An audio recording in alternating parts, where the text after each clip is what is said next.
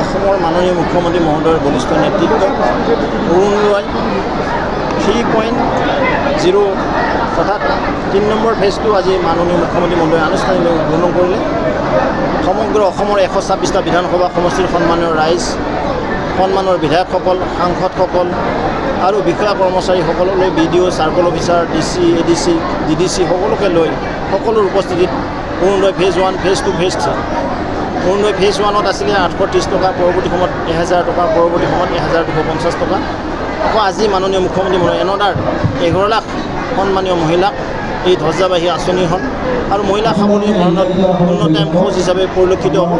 প্ৰায় 39 লাখ মহিলাই এই আওতাত সাঙুৰি লোৱা হ'ব। আমি সকলোকে সমাহিত কৰি এইখন আঁচনি ৰূপায়ণ কৰিবলৈ গৈছোঁ। মাননীয় মুখ্যমন্ত্ৰীৰ বলিষ্ঠ নেতৃত্বত আজি ৰঙিয়াতো আমাৰ পবিত্ৰ দীপ্তেশ্বৰী হৰি মন্দিৰত আমি 5000 সন্মানৰ বাইদেউক আমন্ত্ৰণ জনাইছিলোঁ। যিসকলে পাইছে ফাৰ্ষ্ট ফেজত, যিসকলে ছেকেণ্ড ফেজত আৰু যিসকলে পোৱা নাই তেওঁলোকক এইখন আঁচনিৰ বিষয়ে সজাগত কৰা, এই আঁচনিখন কিদৰে ৰূপায়ণ কৰা হ'ব, ইয়াৰ ফৰ্ম ফিল-আপ কিদৰে হ'ব, ইয়াৰ যিখিনি যাৱতীয় তথ্য পাতি লাগে গোটেইখিনি কথা চৰ্চা কৰাৰ কাৰণে মুখ্যমন্ত্ৰী মহোদয়ৰ নিৰ্দেশমৰ্মে, বিত্তমন্ত্ৰী মহোদয়ৰ নিৰ্দেশমৰ্মে আমি ৰঙিয়াতো এইখন সভা অনুষ্ঠিত কৰিছোঁ। দিব্যাংগ এতিয়াও পোৱা নাই, এইটো কিছুমানৰ বেংকৰ বন্ধুত্ব থাকে, কিছুমানৰ দিব্যাংগ চাৰ্টিফিকেট দিব নোৱাৰে, কাৰণ ইয়াত চাৰ্টিফিকেট প্ৰুফ লাগে। যেনেকৈ ৰেচন কাৰ্ডখন থাকিব লাগিব। আজিও আমি কৈছোঁ যে প্ৰতিটো বিধানসভা সমষ্টি মিনিমাম আমি 2000 আকৌ ৰেচন কাৰ্ড ইছ্যু কৰিম, কাৰণ অৰুণোদয় পাবলৈ হ'লে ৰেচন কাৰ্ড মেণ্ডেটৰী, তাত আধাৰ লিংকেজ থাকে। আপুনিও হাতত লৈছে নেকি ডাঙৰ ডাঙৰ কনষ্ট্ৰাকশ্যনৰ কাম? আপুনিও হাতত লৈছে নেকি ডাঙৰ ডাঙৰ প্ৰজেক্টৰ কাম?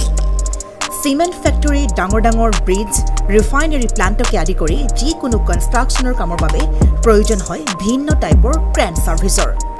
গতিকে এতিয়াই যোগাযোগ কৰক ক্ৰেনেক্স ক্ৰেন হায়াৰিঙক, য'ত crane available up to 500 tons capacity. যোগাযোগ নম্বৰ 0361405218 অথবা 9101145560 অথবা 9085099815। ঠিকনা ঘোষ এপাৰ্টমেণ্ট, ৰুম নং 2, second floor, opposite Guwahati refinery, main gate, Noonmati.